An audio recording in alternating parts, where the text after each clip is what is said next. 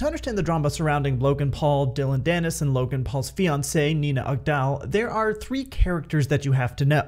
They are Logan Paul, Dillon Danis, and then Logan Paul's fiancée, Nina Agdal. Now, Logan Paul probably needs no introduction. He's a YouTuber that turned a WWE star, that most recently and very famously has started an extraordinarily successful energy drink company called Prime. And he's also one of the early pioneers of the YouTuber boxing thing in his fight with KSI, and here he is fighting Floyd Mayweather. That's Logan Paul in a nutshell. He's very famous, and frankly, there's not anything else that he would be known for. So, oh, whoops, don't know how that got in there. The second character that you have to know is Dillon Danis, and this is Dillon Danis. Now, contrary to what you might expect, Dillon Danis is not actually a boxer, even though he is going to be boxing Logan Paul. And that kind of makes sense, because Logan Paul is also not a boxer. So you would not expect Logan Paul to take on a real boxer, because the chances are that would not go well, and it would not make for a good match. So it makes sense that he's going to be fighting someone who is, in fact, not a boxer, but rather it's a Brazilian Jiu-Jitsu champion.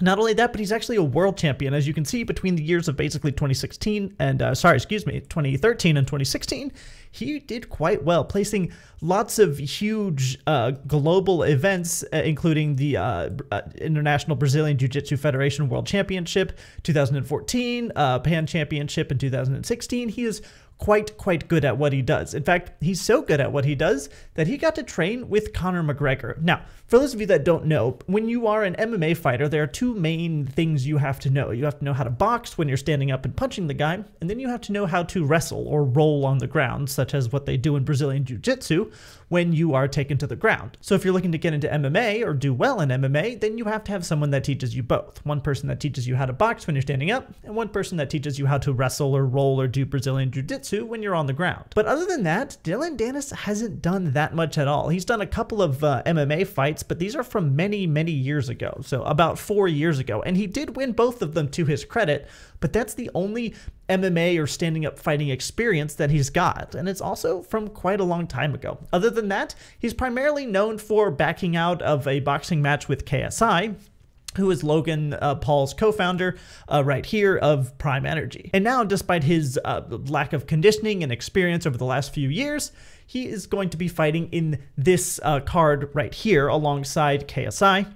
He's going to be fighting Logan Paul. KSI is going to be fighting this guy right here, whose name is Tommy Fury, and it's KSI versus Tommy Fury, and then Logan Paul versus Dillon Danis, a double main event on the Prime card, it's being called, and it's a collaboration of Misfits and Days in Boxing, which are two boxing promotional companies. And the third person you have to know is Logan Paul's fiancée, Nina Agdal, and she is known most famously, most recently, for being Logan Paul's fiancée. Other than that, she has made a very successful career with her fitness, with her health, and also with her modeling, and I believe she is Danish. Now, she's had a whole life and a successful career in her past, but just for the sake of the story, I'm leaving all of that out, because all you really need to know is that she is Logan Paul's fiancée and the target of Dillon Danis's online cyberbullying. Now that you know all of the main characters, we get to jump into the story itself, which is one of my favorite topics to cover: misogyny. Now, like I said before, Dillon Danis and Logan Paul have a boxing match coming up. And as is pretty customary, anytime two people are going to box or MMA or WWE wrestling or anything like that, there tends to be a large amount of manufactured drama and beef that surrounds it. The idea is that you get a bunch of people involved in this drama by making personal attacks and saying how terrible the other person is and starting all this beef both online and offline and in person and fighting at events and so on and so forth to drum up interest in the fight. You two absolutely hate each other according to this media depiction that you've built thanks to your PR team,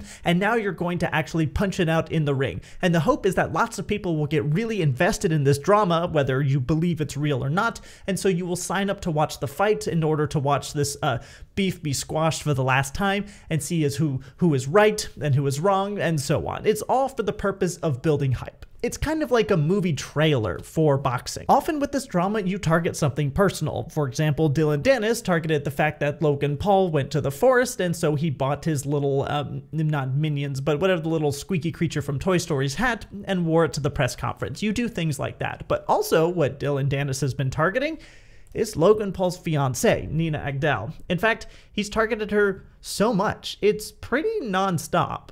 Essentially, his entire feed is posting, we'll talk about that in a second, is posting her with other people. That looks really photoshopped, but essentially his entire Twitter feed is attacking her kissing other people, her with the people she's dated, her with other celebrities. That's him with the hat.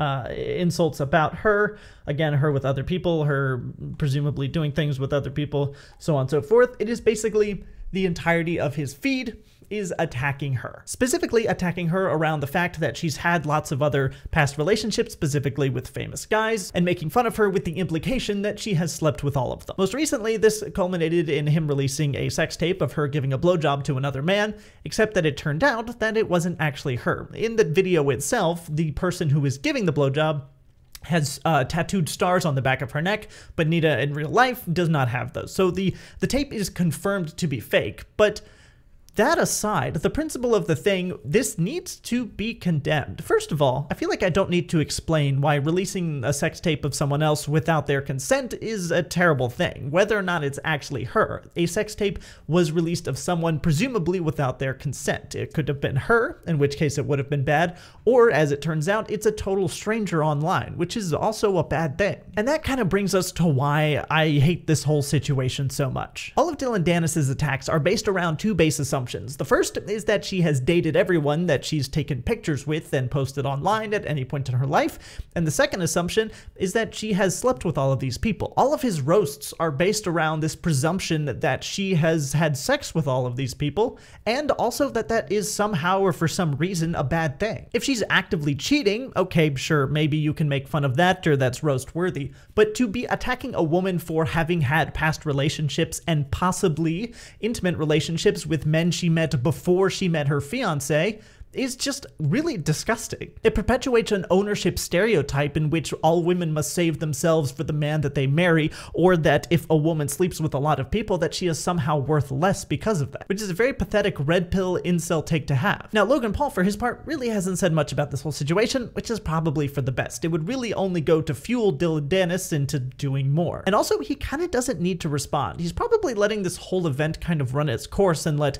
people dogpile as much as they want, and so then when he wins the fight, it can be kind of the silent victory thing. He did not deign to respond to someone as low or beneath him as Dillon Danis. That's probably kind of the figure he's looking for.